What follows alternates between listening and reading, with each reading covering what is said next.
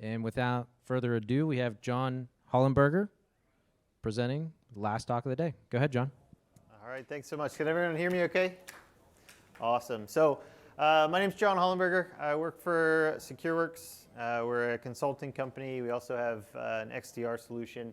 But I'm on the incident response team there, more importantly, the proactive incident response team. So my job entails essentially anything before an incident occurs. So I teach a number of courses, teach folks how to collect and preserve evidence. I teach, I do tabletop exercises on the regular. Throughout the last year or so, I've been in about 50 of these. So I've been through a number of them. And then I also work on incident response plans. Just show of hands, how many people actually have an incident response plan for their organization? All right, so not too bad. Almost everyone. All right, so who is this guy? So this is me. So I am a volunteer firefighter. I've been in the fire service for 20 years now. Served as the company president for 15 years. I've been a fire officer on and off throughout my career. Currently serving as a sergeant for the fire department. So I do a number of fire trainings as well as facilitating tabletops. Other than that, I'm married. That's my wife there. We love to be outdoors on the water, hiking mountains, doing all kinds of fun things. Anything to get away from our 4 crazy kids. So we've got 4 of those, 2 boys, 2 girls from 6 to 12, pretty much keeping us pretty active. So when I'm not doing incident response, when I'm not fighting fires, I'm running around with the kids. I'm also a runner, so I do a lot of charity work and charity running. So a few years back, I actually ran the Pittsburgh Half Marathon in my fire gear, so that's a picture of me running.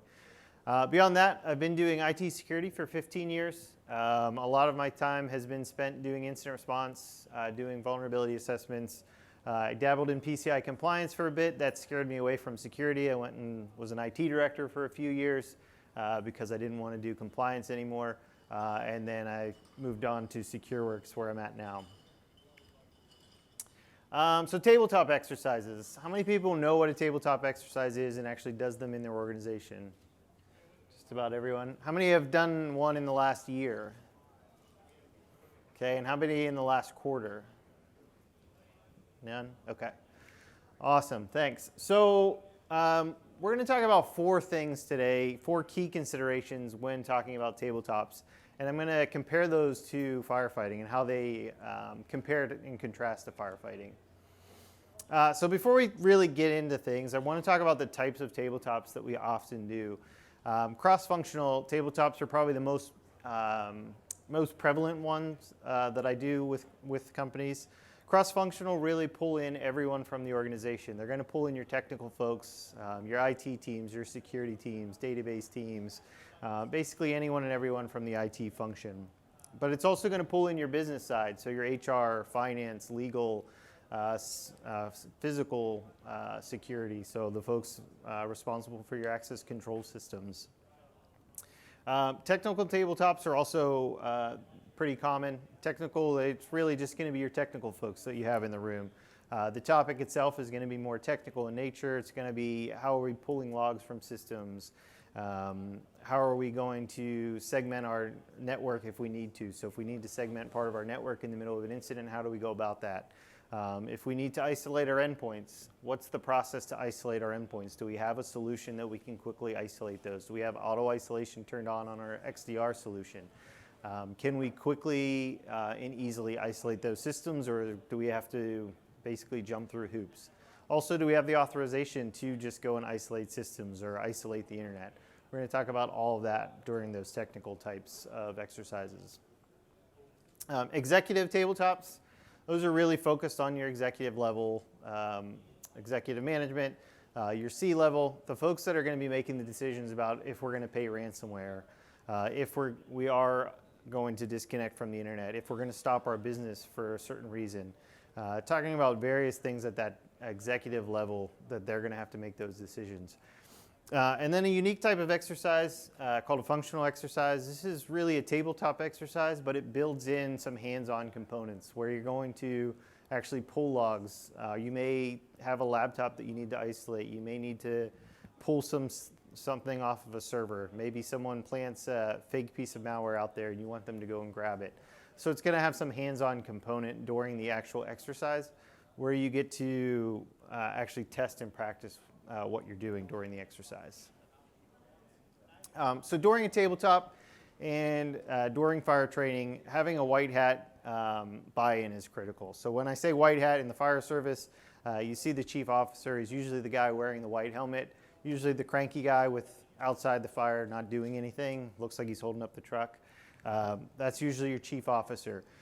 But you want to have their buy-in during fire training. The reason for that is they're ultimately responsible for our safety. So at the end of the day, if something happens during that fire, they're going to be the one held responsible, and it's going to come back to them. It's the same thing with our tabletop exercise and with security in our organization. Those executives at the top ultimately are responsible for the security of our organization. So we want their buy-in. Not only is it critical for the safety of the organization, but also it shows support for your exercise. You want to have attendance in your exercise. You want the organizations to know how important these exercises are. So you need to make sure that you have the executive buy-in or an executive sponsor for your tabletop. It's really going to help during that exercise and get the support of the organization. All right, so going to talk about when we perform tabletop exercises. So I asked earlier about how often you do these. If people have done them in the last year, in the last quarter.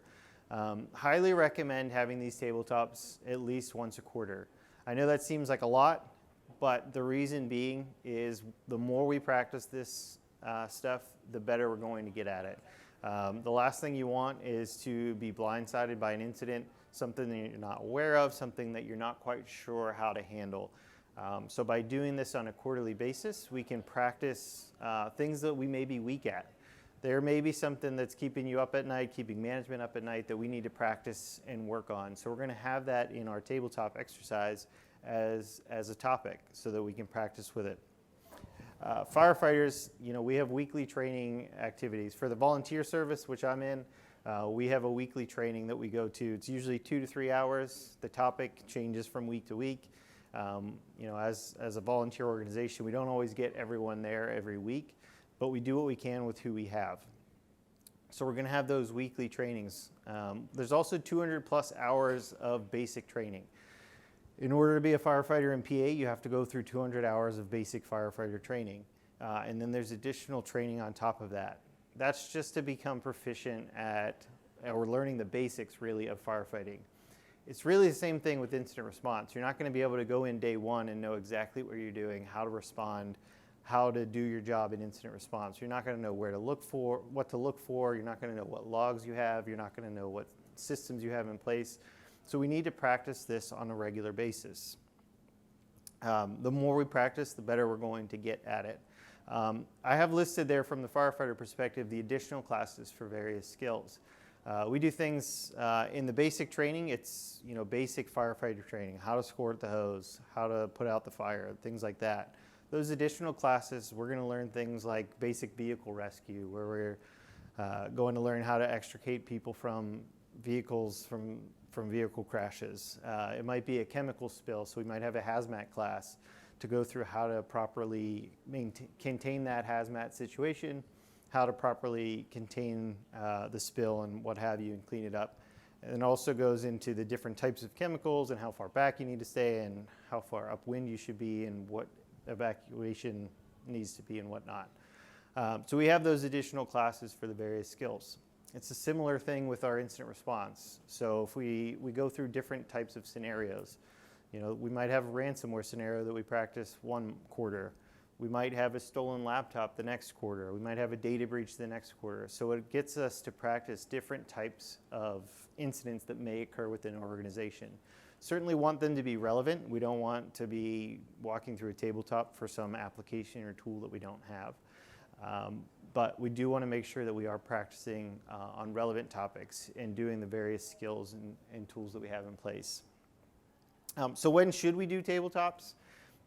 There may be a regulatory requirement for it. So some organizations have some regulatory requirement around needing to have a tabletop annually. I highly encourage you, if that is your case, don't just check the box. Don't go through the basic steps. Make it relevant. Make it work for the organization. Bring in as many people as you can to that exercise. A good exercise has about 10 to 15 people in it.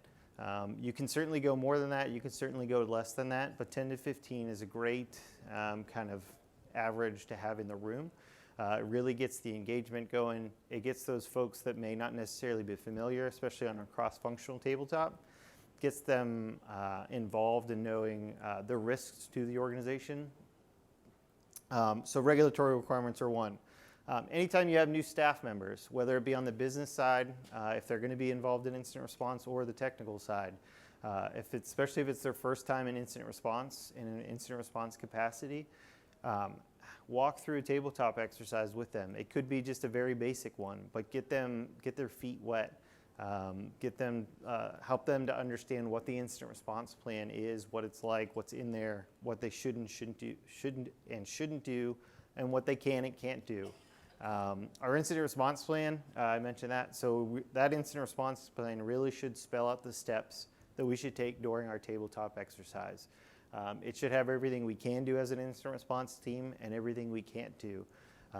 Realistically, it should say whether or not we can disconnect the internet without having to go up the chain. If we have to go up the chain, it should say that in there.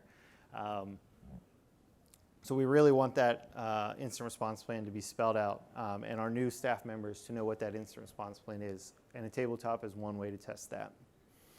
Anytime we update the incident response plan, we should be holding a tabletop exercise. So we made a change. We want to make sure that change is effective.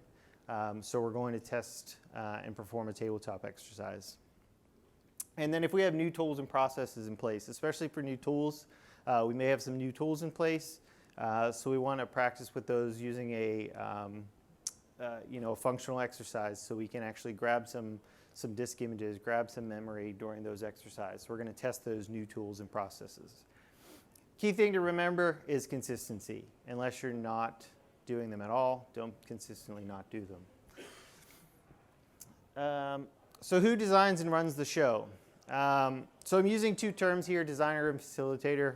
Different organizations are going to call these different things, but for the purposes here, the designer really is that person that is creating the tabletop exercise.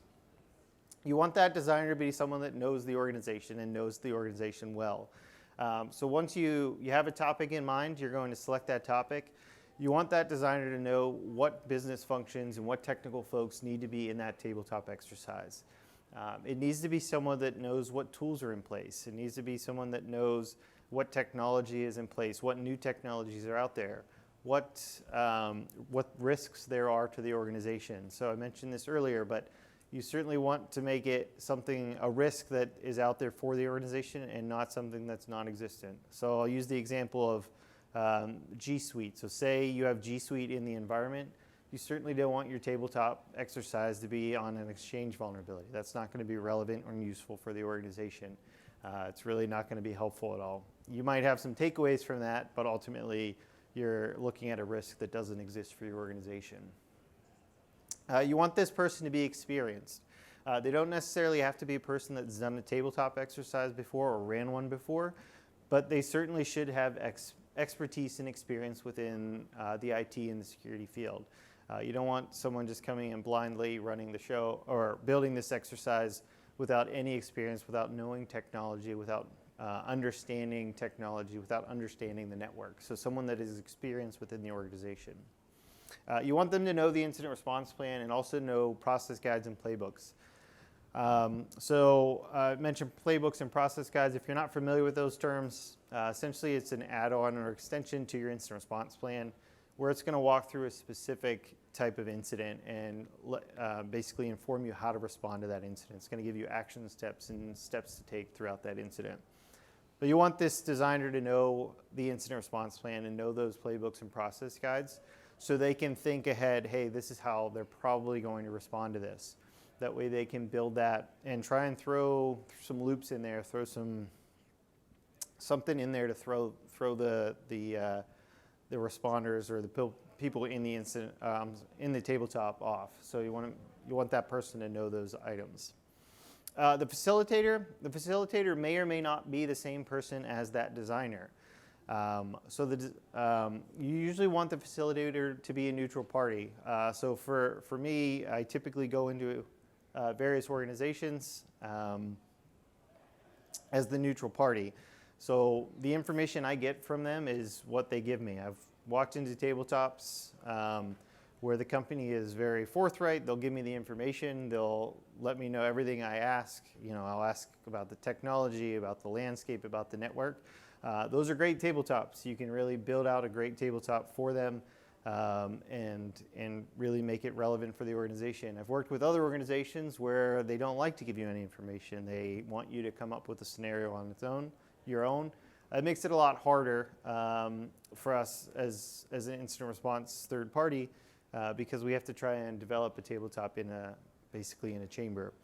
But we come in as a neutral third party, and that neutral party can be someone in your organization or someone outside, but someone that is really not going to be biased during the tabletop exercise. You want that facilitator to take notes throughout the exercise. One of the end goals of the exercise should be to point out what went well during the exercise, what strengths the organization has, but also, and more importantly, what weaknesses there are. So we talked about having those quarterly tabletop exercises. When you find weaknesses, something you can do in the next quarter is exercise those weaknesses. So you can take a look at what those weaknesses are and build the tabletop around those weaknesses to see if you've improved over the last quarter.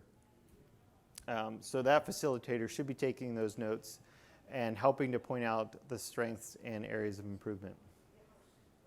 From a firefighting perspective, the training officers are usually going to be your captains, lieutenants, and then at the very end, the chief. So the chief is typically going to be the person overseeing everything, making sure everything's run safely.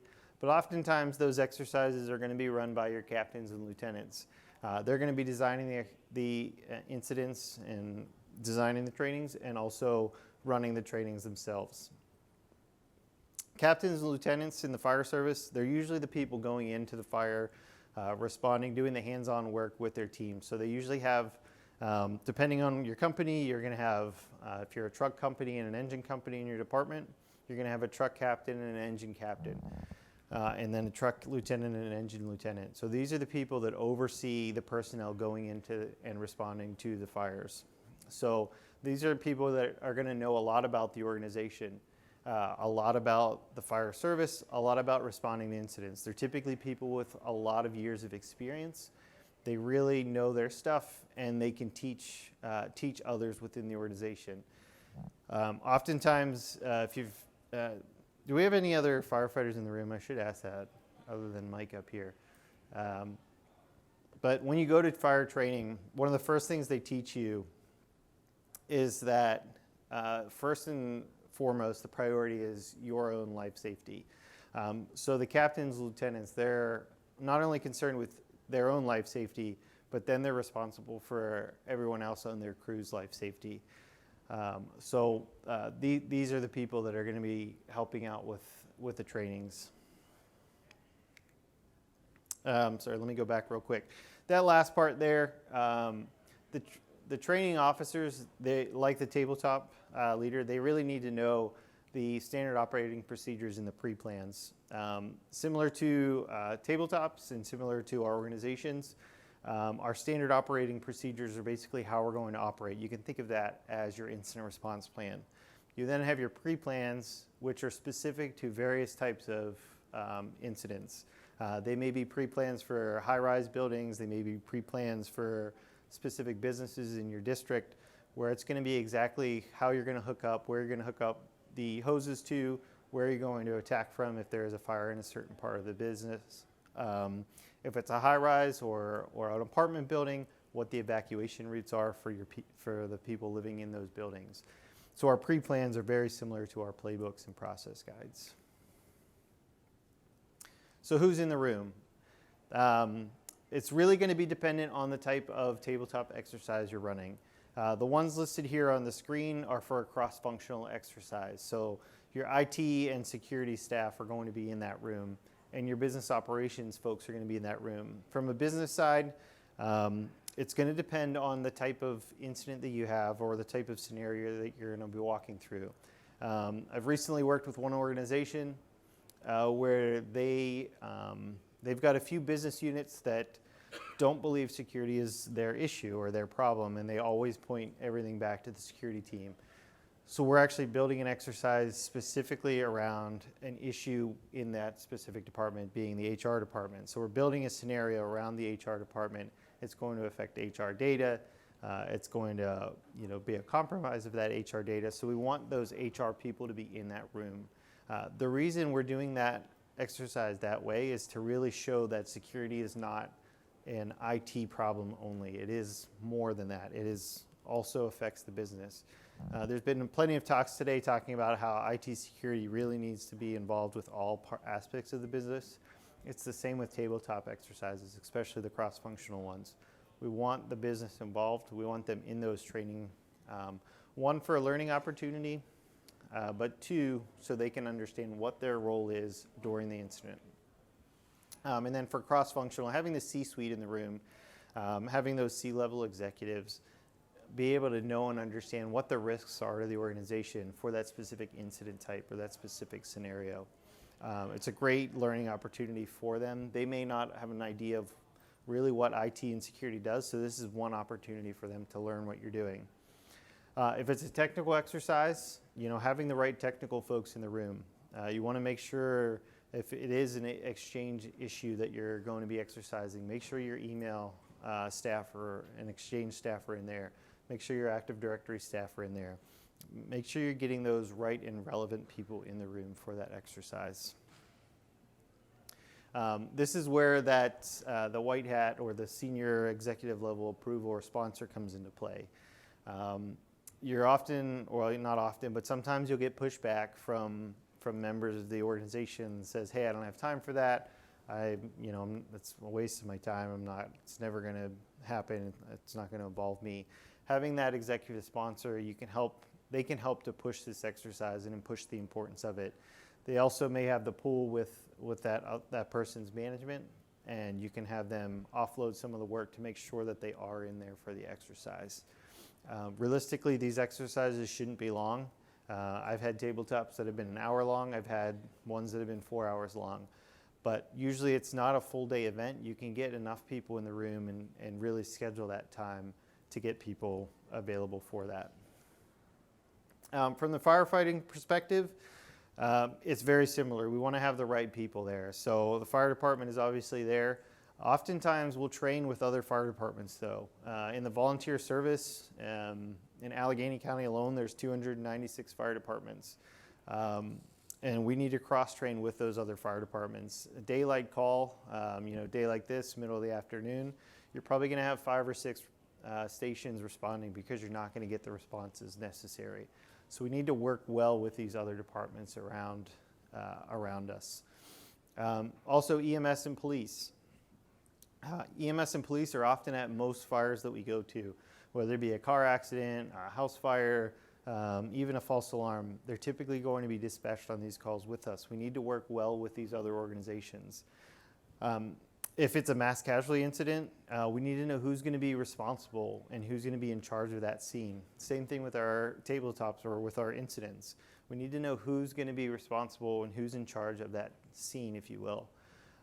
So one way to determine who's going to be in charge is, one, our incident response plan should dictate that, but having this tabletop exercise, one thing I like to often do is have that incident responder or that incident commander be out of the office and unavailable. They're on a vacation. So who's going to take the place of that incident responder, that incident commander, to run the scene? Same thing with the fire service. Oftentimes we'll pull people out and say, hey, you're not here. That way we can practice determining who's going to be in charge and who's going to run that scene. Your question? You say that you pull them out of the exercise. Do you literally not have them in the room, or they just role play? No, yeah. So they'll still be in the room. They'll still be able to listen in. Oftentimes they'll still answer questions if it comes to that. But I like to have them not be there they're physically present, but not answering and responding to questions. That just really it's usually one of those topics that comes up where no one really knows who's going to be in charge if that single person is out. It becomes a single point of failure. It's something that we see often as a single point of failure within the organization. One person that knows a lot about a lot, and then no one else really knows what's going to happen if that person's out. So that's where one of the things we can point out during that exercise is, hey, we need to have backup points of contacts for these specific roles within the organization. It's the same thing with the fire service. If one person's out, who's going to be taking that spot? All right, so we know who's going to be there. We know what type of exercise we're going to be doing. We know when we're going to be doing that exercise. We're going to start getting it created. Mentioned this, we want to make sure that it is real and realistic for the organization. So oftentimes we'll have it be some vulnerability or some software that is within the organization. So it should be something that can actually happen to that organization. Some piece of software, some piece of hardware that's within the organization. Something that is realistically or could actually happen or is more likely to happen. So what are the risks to the organization? A lot of the times when I'm starting the process, I'll ask, hey, what's keeping you up at night? What is the biggest thing, biggest worry for the organization? Or what is keeping management up? What are they worried about? And sometimes it comes down to, hey, the board of directors, they're worried about this. Another organization in the same field had this just happen to them, and we want to be prepared if that happens to us. So a lot of the times the scenario is going to be based off of something that's happening either currently or has happened to someone else. Take SolarWinds, for example. When SolarWinds happened, that affected a lot of organizations. A lot of organizations weren't sure what they would do and how they would respond to that.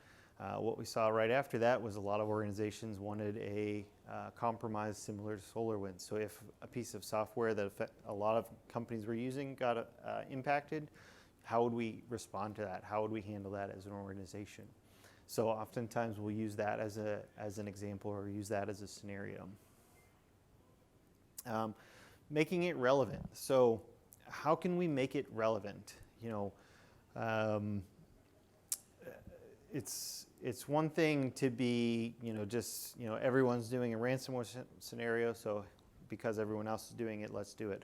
But we want it to be relevant to the organization, make it something that is actually going to or could actually happen. So one scenario that I recently developed, it was a ransomware scenario where the person came into the organization. It was actually a malicious insider that assisted with it, and they plugged a USB into a random server within the organization.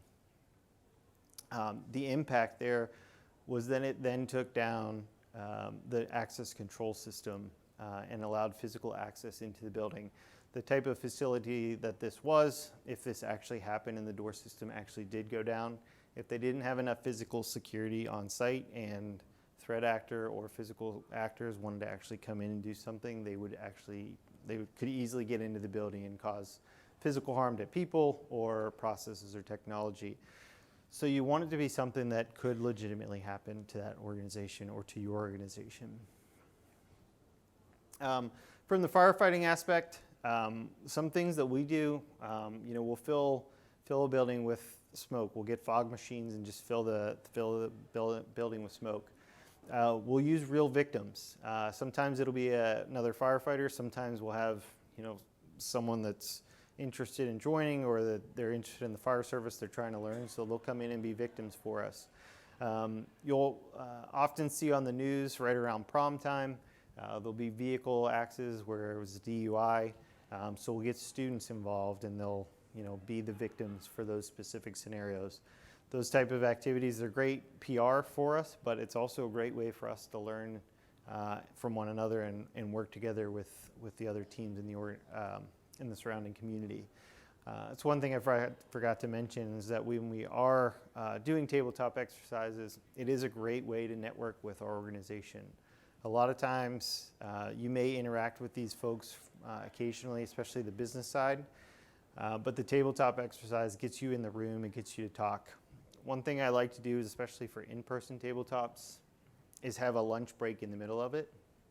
That way you get to interact on a more personal level. You get to know the people a little bit better, get to know them, the folks you're going to be working with during an incident if one occurs. So it's just another way to build rapport with the organization.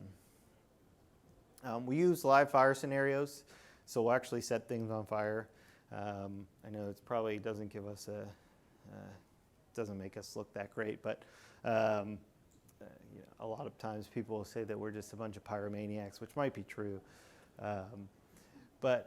So we do live fire scenarios. A lot of times they're going to be at burn buildings. If you're out in the North Hills, there's a burn building just behind Ross Park Mall. It's called a fire tower, where we can use it. It's just a concrete structure, which we can set up scenarios there. North Park, there is the Fire Academy, where you could go out to, and they have a burn building there as well. It's really meant for you to get hands-on with fire. It allows you to watch how the fire is developed, how the fire grows, and ultimately how to extinguish those fires. And then mass casualty incidents are big. Unfortunately, we see them all over the news. It's something that we need to be prepared for as first responders. But you can consider mass casualty incidents. They're similar to, in our organization, if we have a high-scale incident, a ransomware incident where everything's encrypted, we're going to need all hands on deck. So we need to practice with everyone and anyone. So a few fun facts. PA has the most fire departments of any state. So there's 1,799 fire departments in the state of Pennsylvania, with over 90% of those being fully volunteer fire departments. And then 96% of the departments are actually almost fully volunteer. By that it means there are a few paid drivers usually, but the rest are volunteer. So with that really takes me to the end. This fire here, this is one of those times that we had acquired a building and basically used it to train in, and then the community wanted it gone, so we burned it to the ground. But anyways, any questions? You got me thinking a little bit when you mentioned the mass casualty event and how the doctrine has changed to like first person on site, goes in rather than waiting for a team to assemble. With regard to incident response, is that prudent to, I guess the corollary would be to prepare people in the absence of even IT, or maybe your department isn't there or whatever, so that, or is that just a bad idea to get people who really aren't qualified to take the first initial steps? That's a great question. So help desk, I'll use help desk for an example. Typically, these aren't people that necessarily know a lot about security, but they're a great first line of defense for us. The help desk, for example, they need to know what to look out for. So oftentimes, most organizations, the help desk, if you have an issue, especially with a Windows system, you call in and they tell you to turn it off and back on again, which in most cases, it's going to fix the problem. But from a security perspective, when it comes to memory, a lot of our malware and whatnot is running in memory. So if we turn it off and back on again, we're going to lose any evidence that was on that system. So we want everyone really on that front line to be prepared and know what to look out for. So having them with the ability to know what to look out for and know how to respond. Are we going to let them, if we do have an issue and we suspect it's an incident, do we want them remoting in with admin credentials to that box? Maybe, maybe not. If they do remote in, what's the chances of those credentials being compromised because they logged in with a plain text username and password over RDP, or do we have some other tool that we can use? Also, if we've got an EDR solution in place where we can isolate our endpoints, having those help desk folks know exactly how to go about that, where they can quickly isolate those endpoints for us. When it comes to ransomware, that could make or break the incident. If it's the first or second endpoint that is impacted with that ransomware and we could stop it right then, having those individuals know what to do in that case is certainly going to help stop the spread. We certainly don't want anyone and everyone in the organization. You're not necessarily going to want your business folks responding necessarily to do IT and incident response functions, but having the organization as a whole know what to look out for and when to report an incident. I use this as an example. We've had incidents where it's Friday afternoon and computer's acting funny, person doesn't really know what's going on and they don't really feel like dealing with it. So it's a desktop computer, they leave it on over the weekend, which is usually what they do anyways, but that was patient 0 with ransomware or some infection, which ended up spreading throughout the rest of the environment over the weekend because the organization had no endpoint response in place. They had no visibility into the endpoints. So that incident escalated quickly because that person didn't report the incident up to who they needed to. So we really need to have the organization aware of what to look out for, who to report it to, and what to report and when. Last thing you want is someone just holding on to information that could have ultimately helped. Does that answer your question? Yes. Okay. More of a volunteer firefighter question. How's the recruitment like these days? Seems like a lot of Terrible. like the IT profession's totally hard to find someone for. I assume it's the same for firefighters. Yeah, so from a firefighting perspective, it's not good. Like our company that I belong to, you're lucky if we get out during the day. We don't have, most of the people work 9 to 5, so the engine just doesn't get out. And people are afraid to join. There's that 200 plus hours of basic firefighting requirement. And in most fire companies, you have to complete that essentials before you can actually go into a building and actually fight the fire. So it really turns people off because they have to do a year plus of training before they can actually do anything and help out. There are some school districts that are helping with that. I know the North Hills School District, they have a program that's going to be starting up to get more volunteers, firefighters in place. They'll actually end up graduating with, I think it's Firefighter 1, which is, you have your basic firefighting and then Firefighter 1, which is the next step. So you end up graduating with that, which is great for us. But as far as retention and recruitment, it's not great. Pennsylvania used to have the most volunteers in the nation, but I know that number is dwindling and dwindling rapidly. I think in the company I'm in, we've got 2 junior members, which basically means they're under 18. Otherwise, everyone that is in the department has been there for 10 plus years. Any other questions, fire related or incident response related? So I know you were talking about tabletops here, but what kind of learning opportunities are presented from your live incidents, both on the fire side and project field? Yeah, so good question. So one thing we do in the fire department, and it's a great thing to do after not tabletops, but actual incidents, is it's called a lessons learned, where you're going to take what went well and what didn't go well and really evaluate that. So from an incident response perspective, you're going to look at the people, processes, and technology. So what people responded to that incident? Did we have the right people in the room? Did those people know exactly what they were supposed to do, or was there some gap in knowledge that they didn't know that they were supposed to do, or they didn't have the correct training, or just weren't sure what was going on? If that's the case, having tabletops and having regular training is going to help that person. Processes. So were the processes correct that we had in place? So did we follow them all properly? So did we isolate first, or did we just go in and start collecting evidence before we isolated those endpoints? Was there some process that just didn't work for us? And then technology. So did we have the right technology in place, the right resources in place from a technology perspective? Something that we've encountered as an organization is the organization thinks that they have all their endpoints covered with an EDR solution.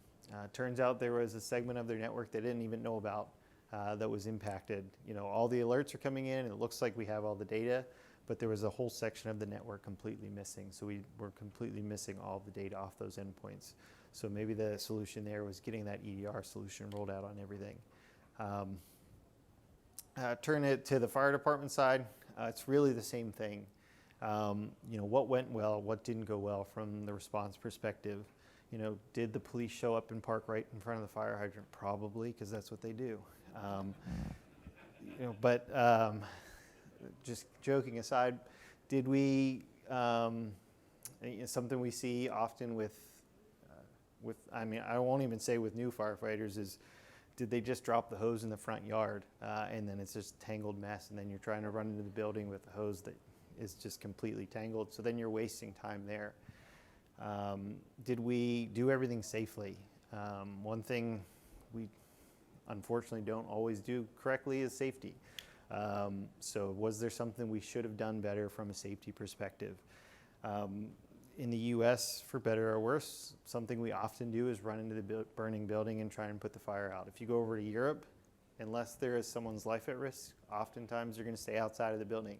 So we need to weigh the pros and cons there. Is there a need to go in? Is there something we could have done better? We've gone into fires where unfortunately there is a person inside, and did we find them quick enough? Is there something we could have done better to find the victim? So there's a lot of things that we need to evaluate after that fire or after that incident to determine if there's something we could have done better. Great question.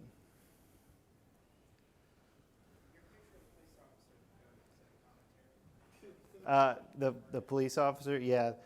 I don't actually know him, but that's usually what they look like when they're at the scenes. And there's no police officers here, right? If not, don't follow me home. But no, I just use the stereotypical picture there.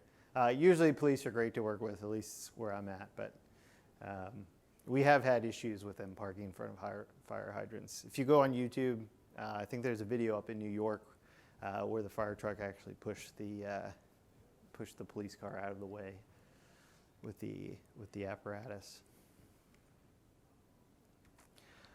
Any other questions? Regulatory, the difference between cyber and fire, both are regulated industries. How do you compare the two? One more better or worse? Yeah, no, that's a good question. I would say for the most part, fire, while regulated, it's not too bad. We don't. There's not a ton of oversight unless something goes wrong. That's when fit hits the shan, if you will. Same in cyber. Yeah. I mean, usually it's pretty hands off, and our regulations are coming from the government. But as long as we're doing everything properly, then there's no issues. If there is an incident, there's going to be, if there's an issue, something happens, God forbid someone gets killed on a fire scene, there's going to be an investigation into that to determine what happened, what was the cause, all that stuff, and then ultimately whose fault is it. Incident response, it's a lot different. There's a lot more regulations.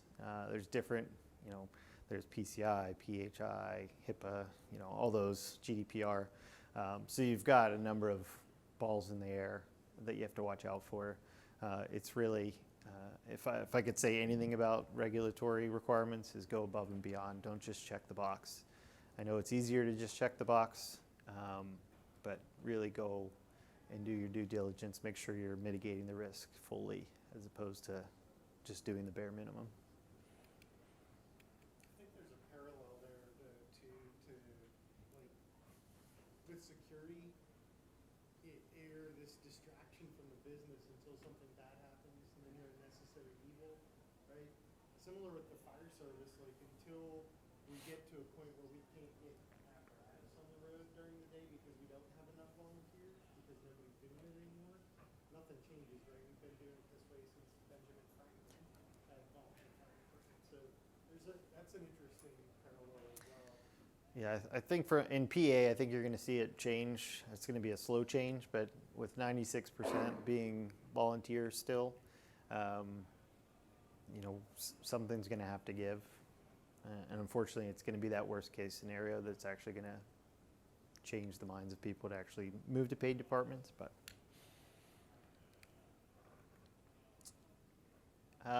so my contact information's up there. There's a chance to win some money over there, or might be a random YouTube video. I figured you all probably get your phones out right now and scan that, right? Just like during the Super Bowl. All right. If nothing else, thanks for your time. Appreciate it.